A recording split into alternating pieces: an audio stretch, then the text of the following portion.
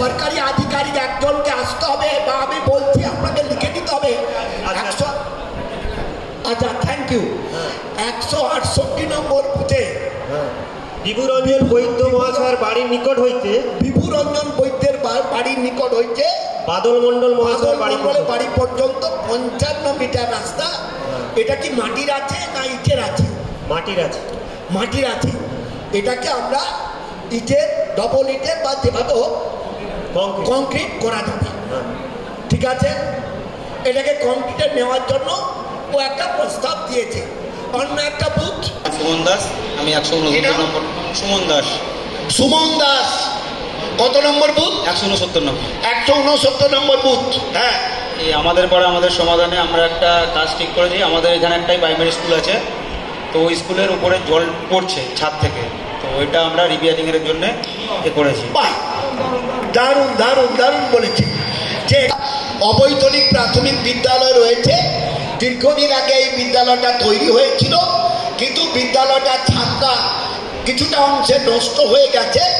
এটা ছাদটাকে যদি রিপেয়ার করে দেওয়া যায়, ছাত্রছাত্রী এবং শিক্ষক শিক্ষিকা সকলের সুবিধা হবে। ঠিক আছে, নমস্কার। আমাদের 170 একটা অঙ্গনারী স্কুলের কথা বলছি। অঙ্গনওয়াড়ি স্কুল করেই তো হবে নতুন। নতুন তো অঙ্গনওয়াড়ি স্কুলের টাকায় হবে না, সেটা যখনই সরকারি টাকা আসবে আমার মাথায় রইল, আমি তখন এখানে দেওয়ার জন্য আমি বিকাশের মাধ্যমে দিয়ে দেবো। আর ছোট কি কাজ আছে বলুন? একটা অঙ্গনওয়াড়ি স্কুল করতে গেলে অনেক লক্ষ টাকা লাগবে।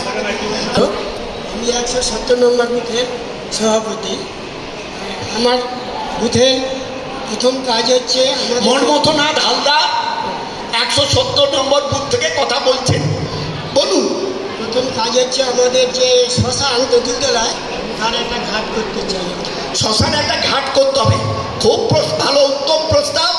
কারণ আমাদের প্রত্যেকেই আমাদের যেতেই হয় ওই জায়গায়, ফলে একটা ঘাট থাকলে আমাদের সপ্তাহের পরে মানুষের সেখানে একটা সকলে একটা মুখে হাতে জল দিতে পারবে।